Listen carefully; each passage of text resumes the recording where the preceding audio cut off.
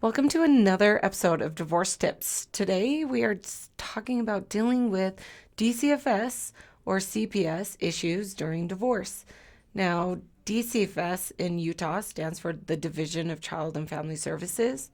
Sometimes in your state it can be called Child Protective Services, or it could be maybe something a little bit different, but this is the state entity that is basically funded by the government to protect children from violence, abuse, neglect, dependency.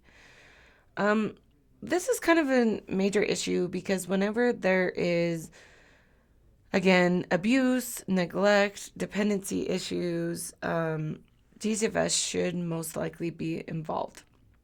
And one of the things that I want to be very, very clear about is DCFS and CPS have to be looked at as the police, the same kind of thing. So a lot of people know because it's told is don't talk to the police because anything you say and do can be used against you in a court of law. That is actually read in your Miranda rights when you are arrested.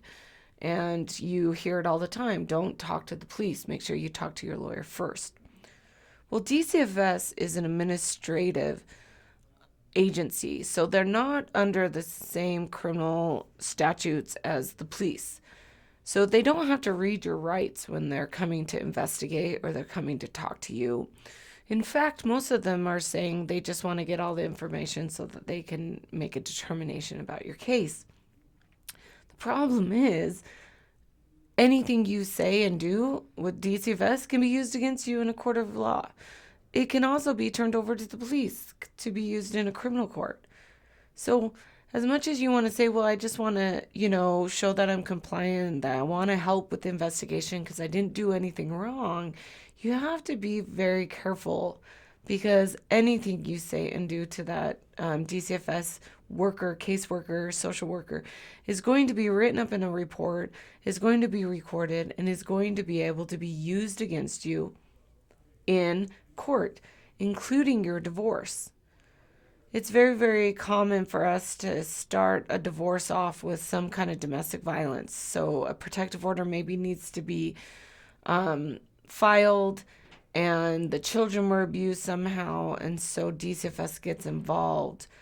This is going to affect your divorce because there's an investigation, and the findings that are found in that investigation through DCFS or CPS can be used against you in your divorce, and most likely will, if it is showing that if DCFS finds that you abused somebody or you neglected the kids, or they then of course that other person's going to come and use that against them in the divorce to get custody of the kids or to get you out of the house or whatnot. So you need to be very, very careful about that, and you need to understand that with DCFS you can definitely comply and help with the investigation, but you have to be very careful about it.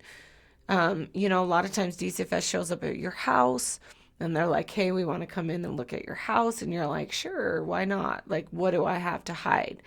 And then you forgot that your marijuana pipe was laying out on the bedstand, or oh, I haven't been grocery shopping for a couple weeks, so I don't have any food in the fridge. And no joke, DCFS will come in and open your fridge to determine if you have food for your kids. And if you don't, it can be used against you. It could be something that they could find that you're then being neglectful for the kids. So you have to be very careful about that. You remember also DCFS is to protect the children. So this is an entity and an agency that can do whatever they feel is necessary to protect those children. And they can do a couple things. They can support findings against you. They can take you to court.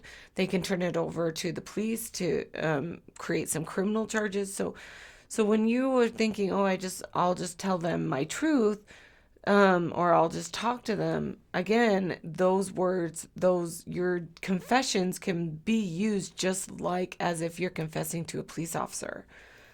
And And you got to be careful about that. So if DCFS is knocking at your door and you don't know why, or you're confused, or you're concerned about it, you need to probably talk to an attorney. I have written a DCFS guide purposely for Utah so that it's a free guide. You can get it on Amazon, and it will explain specifically the DCFS in Utah. If anything, go download my guide and go read it, because it will give you all the information you need to know to at least understand how DCFS works, what you can expect, what could happen, and give you a little bit of knowledge to maybe better protect yourself. So you want to just be really, really careful. And at the end of the day, obviously, if you didn't do anything wrong and your spouse is accusing you of doing something, you probably need an attorney to help you fight that, because you want to be very, very careful to make sure you present the evidence in the way that it needs to be presented to show that you're innocent, so that anything they do to try to use all of this against you in court in the divorce can be thrown out or can be disproven and give you a leg up in the divorce. So that's what I would advise on dealing with DCFS or CPS issues during the divorce. Until next time, thanks. Thank you for listening to this episode. If you enjoyed, please subscribe, follow, and share. I'd love to hear your questions and feedback. You can contact me at community@jillcoyle.com. See you next time. I am an attorney, but I am not your attorney. Any advice given on the podcast is general and shall not be construed as legal advice.